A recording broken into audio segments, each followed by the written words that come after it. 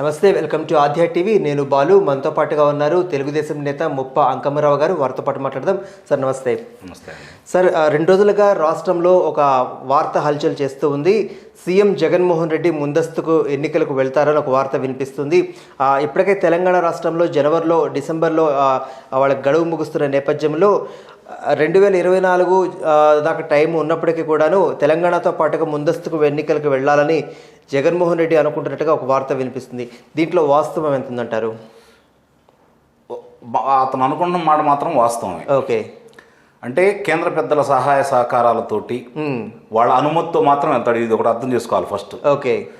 కేంద్రం కనుక అనుమతి ఇవ్వకపోతే ఇతను ముందస్తు ఎన్నికలకు వెళ్ళడు.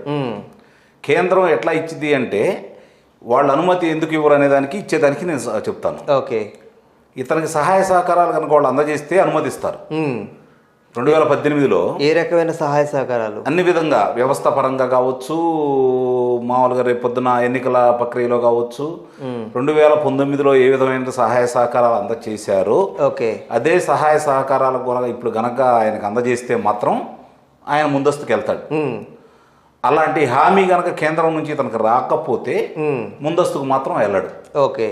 2018లో కూడా కేసీఆర్ గారు ముందస్తుకు వెళ్ళారు అంటే ఒకసారి ఆ ప్రక్రియ కూడా మనం ఒకసారి పరిశీలన చేసుకుంటే కొన్ని రోజుల్లోనే ప్రక్రియ పూర్తయిపోయింది. అవును. మామూలుగా ఇప్పుడు ఒక రాష్ట్రంలో కేంద్రానికి వ్యతిరేకంగా ఉన్నారనుకోండి, ఎన్నికలకు వెళ్తామని చెప్పని వీళ్ళు అసెంబ్లీని రద్దు చేస్తే అక్కడ జరిగే పరిణామాలు ఏంటంటే వాళ్ళు దాన్ని తొక్కి పెడతారు. ఓకే.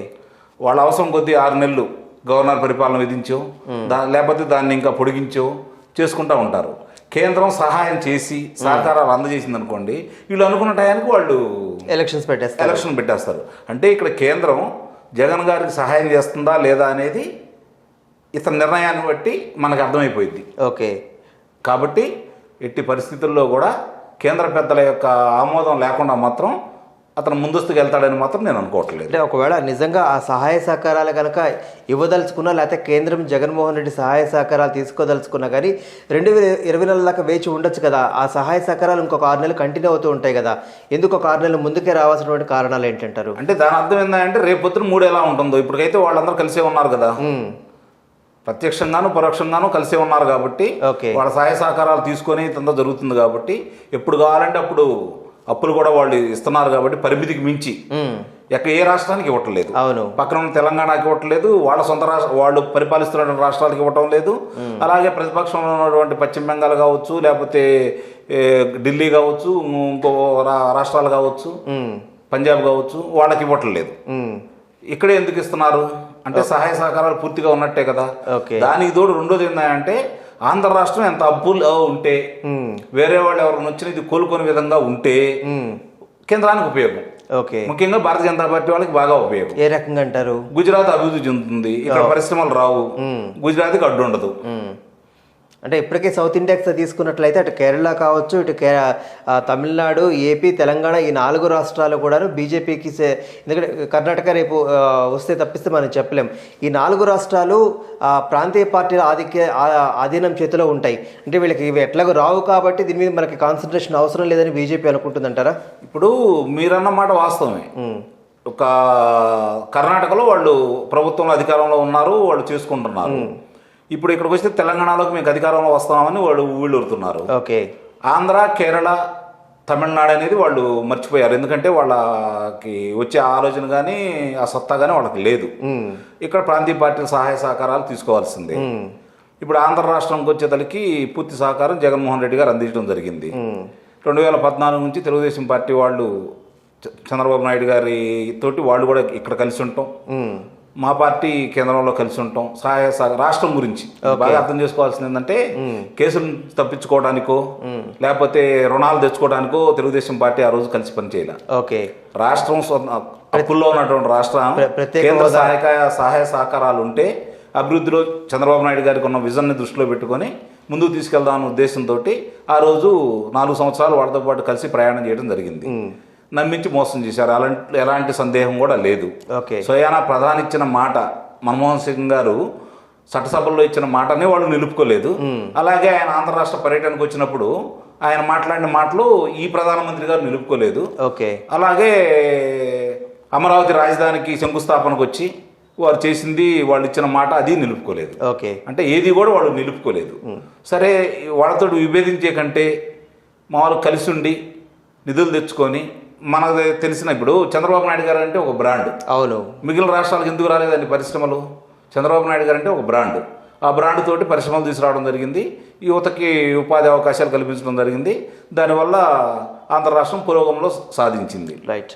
మరి ఇప్పుడు అదే మళ్ళీ రేపు పొద్దున చంద్రబాబు నాయుడు గారు అంటే వాళ్ళ ఆలోచన ఎలా ఉంది అంటే, మన ఇతని మీద కేసులు ఉన్నాయి, ఏమీ అడగలేడు, పరిశ్రమలు తీసుకురాడు, ఓకే, సుస్పష్టం, అది కేసులు ఉన్నాయి కాబట్టి మన మాట వింటాడు అని చెప్పని ఆ రోజు చంద్రబాబు నాయుడు గారిని ఓడించాలనే ఒకే ఒక్క సంకల్పంతో ఇక్కడ కేసీఆర్ గారు, అలాగే కేంద్ర పెద్దలు జగన్మోహన్ రెడ్డి గారు అందరూ కలిసి ఆంధ్ర రాష్ట్రంలో 2019లో తెలుగుదేశం పార్టీని ఓడించడం జరిగింది. వాళ్ళకి అఖండ విజయం చేకూర్చడం జరిగింది.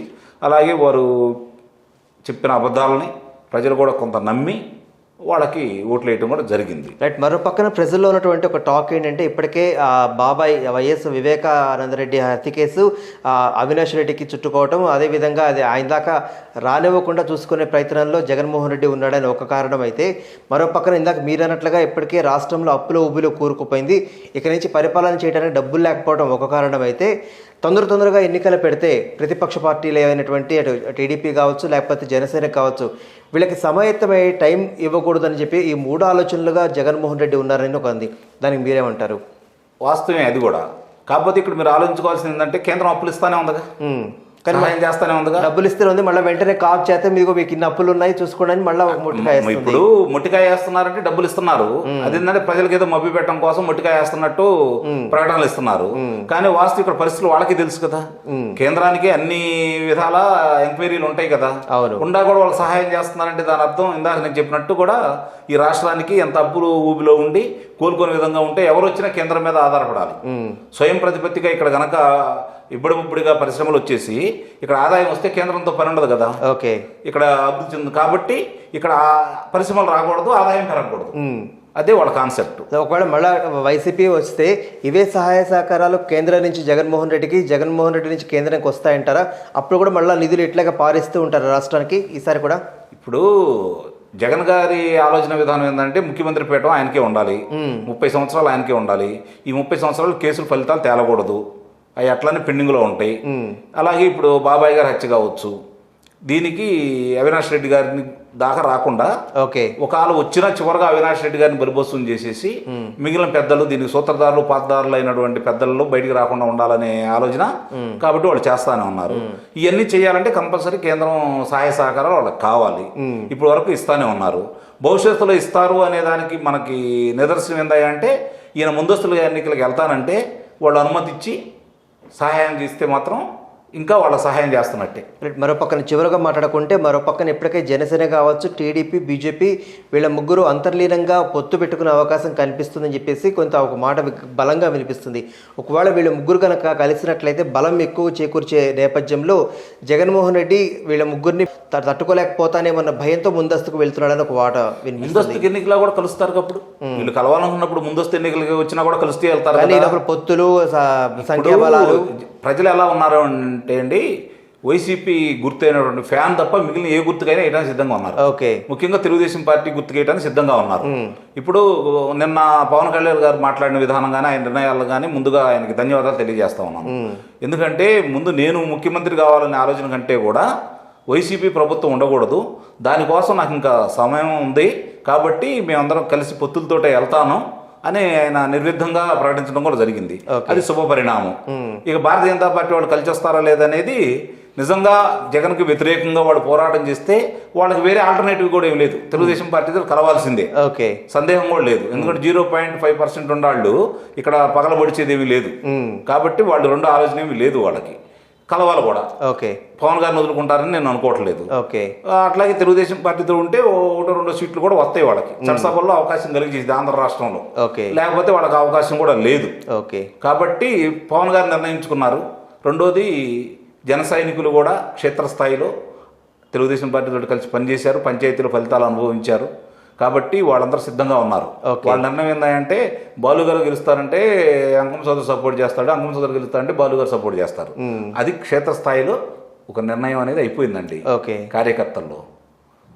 సీట్లు పోతాయో అనే భయం ఉండి తెలుగుదేశం పార్టీ పొత్తు కలవకూడదని కొంత కుహనా మేధావులు ఉన్నారు కదా, వాళ్ళ ప్రయత్నాలు ఈ పొత్తును చెడగొట్టాలని ప్రయత్నం చేస్తూ ఉన్నారు. ఓకే. చంద్రబాబు నాయుడు గారు కూడా ఆలోచిస్తుంటే రాష్ట్ర ప్రయోజనాలు విస్తృతంగా ఆలోచించుకొని గెలిచి ఒంటరిగా పోరాటం చేసినా తెలుగుదేశం పార్టీ అధికారంలో వస్తుంది, అలాంటి సందేహమే లేదు. ఖచ్చితంగా. కానీ జనసేనతో కూడా కలిసి మనం వెళితే ఇంకొంచెం బలంగా జనానికి చెప్తాము. రేపు పొద్దున మనం ఏం చేయాలన్నా కూడా అందరూ సహాయ సహకారాలు ఓట్లు చీలకుండా ఉంటాయి. అది ఆ ఉద్దేశంతో వెళ్తున్నారు, అంత తప్ప వేరే ఏమీ లేదు. రైట్, థ్యాంక్ యూ అండి, నమస్తే.